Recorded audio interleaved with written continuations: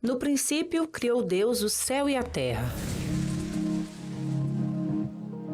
Tomou, pois, o Senhor Deus ao homem e o colocou no jardim do Éden para o cultivar e guardar. Porém, com o passar do tempo, o que vemos é muito mais do que um consumo equilibrado. Na realidade, exploramos mais do que desfrutamos.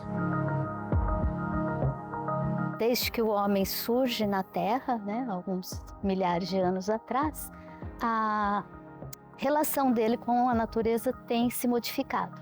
Então, antes, primeiro porque éramos poucos, então eventuais impactos que tínhamos sobre a natureza eram quase que imperceptíveis, mas era uma relação mais de coletar os alimentos, mais para sobrevivência. Hoje, praticamos um consumismo desenfreado e com maior exploração de recursos. Com o crescimento da população humana, a gente tem explorado cada vez mais a natureza, nós precisamos cada vez mais de energia, muitas vezes energia fóssil, que causa uma série de impactos ambientais para manter a população.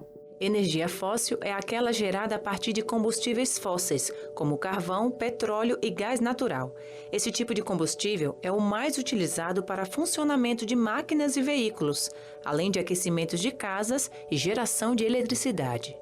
Então nós temos aumentado os nossos gastos de material e de energia à custa de exploração da natureza.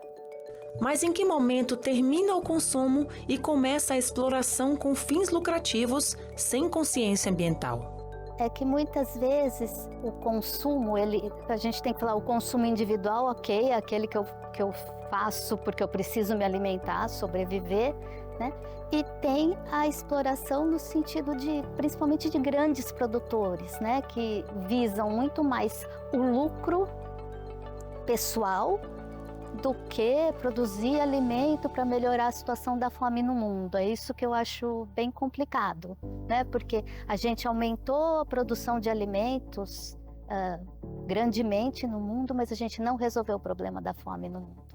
O que o cristão tem a ver com tudo isso? Qual a minha responsabilidade diante da mensagem bíblica que possuo? Voltando ao verso inicial desta reportagem, vemos a ordem de Deus para o homem após apresentar o local que ele iria morar. Então Deus cria o homem no meio da natureza e fala para ele: olha, cuide da natureza, regue essa planta, cuide dela. Então isso tem uma mensagem. Essa mensagem é: você não está aqui para ser servido, você está aqui para servir. A natureza, ela simplesmente, isso está do nome, está no gene dela. A natureza dela é servir, é dar frutos que ela não come, que ela entrega para o ser humano para serem comidos. Agora, o ser humano ele tem o livre-arbítrio de escolher se ele vai usar isso para si mesmo ou vai se colocar no papel de servo. E aí, curiosamente, o pecado surge justamente quando o homem usa a natureza para que ele seja o centro do mundo. A relação do homem para com o ambiente, a princípio, era uma posição de domínio e manutenção, mas talvez também deva ser de dependência. A gente pode dizer que o ser humano depende 100% da natureza. Não apenas por causa da forma como a natureza nos sustenta, nos fornecendo a nossa alimentação, mas também para o nosso bem-estar. Existem diversas pesquisas que têm estudado, por exemplo, o impacto que tem para a saúde emocional das pessoas estarem em contato com o verde, estarem em contato com o ar puro. Tem mostrado que pessoas que têm pelo menos um contato mínimo que seja durante todos os dias têm diminuído os índices de depressão, ansiedade.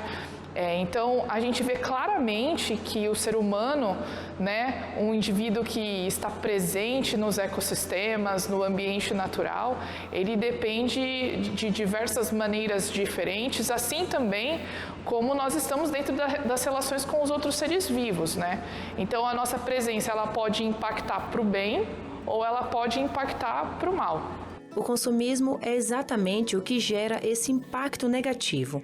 Prova disso é o relatório divulgado pela Global Footprint Network, uma instituição internacional de apoio à causa ecológica. Segundo o documento divulgado em 2023, o Dia da Sobrecarga da Terra aconteceu em 2 de agosto do mesmo ano.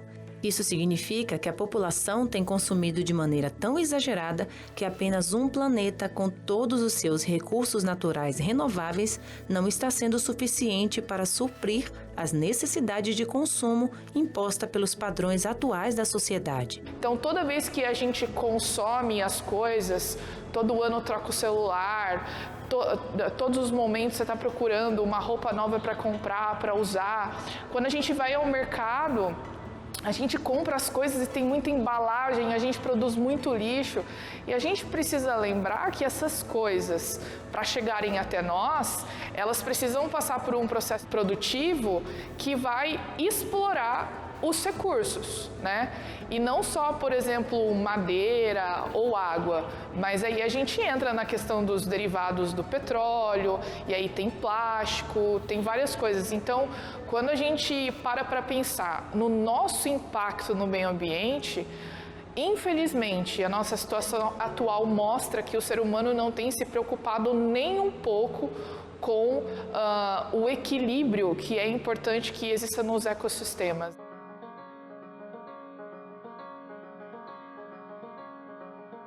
Você é daquelas pessoas que gosta de estar em meio à natureza, vendo as diversas cores que existem nela, ouvindo o som dos passarinhos, pisando seus pés no solo, mas também já refletiu o quanto a disponibilidade desses recursos naturais tem a ver com você, com seus hábitos de consumo e na maneira como você se comporta nesse mundo? Principalmente para nós que somos cristãos. Tudo que Deus colocou aqui para a gente tem um propósito de nos servir, mas o quanto nós devolvemos esse serviço para que tudo isso esteja disponível para nós. Às vezes a gente é tentado a crer que o meio ambiente é o quê? O meio ambiente é a Amazônia, o meio ambiente é a Mata Atlântica. Não, olha ao seu redor. Onde você está é o seu meio ambiente. E nós, como filhos de Deus, temos a responsabilidade de tornar esse lugar onde nós estamos um pouquinho melhor. Antes das atitudes de cuidado e preservação, vem a conscientização. Sem a mínima sensibilidade, não haverá transformação. A diferença de um pequeno consumidor, eu como um indivíduo, e dos grandes produtores, é que os dois níveis causam impactos no ambiente. Podem poluir o ambiente. Agora, a questão é que o indivíduo, com certeza, polui muito menos do que uma grande empresa, uma grande indústria. Agora, a grande indústria, ela existe porque tem quem consome os produtos que ela está fazendo ali, né? Não, tem uma demanda. Agora, muitas vezes, a gente precisa pensar agora individualmente de novo na minha demanda. Eu preciso de quanto? Será que eu consigo viver com menos? Será que a certeza de que Jesus vai voltar quer dizer que não precisamos manter em ordem a sua criação? O ser humano é movido a essa saudade do Éden. Voltar para aquele lugar que Deus tinha colocado a gente. Então, Deus quer resgatar isso na gente, essa saudade do Éden. O inimigo quer tentar a gente a crer que nós precisamos de prédios, de fábricas, mas ali no fundo existe o sussurro do Espírito Santo. Volte para o Éden, você vai me encontrar lá.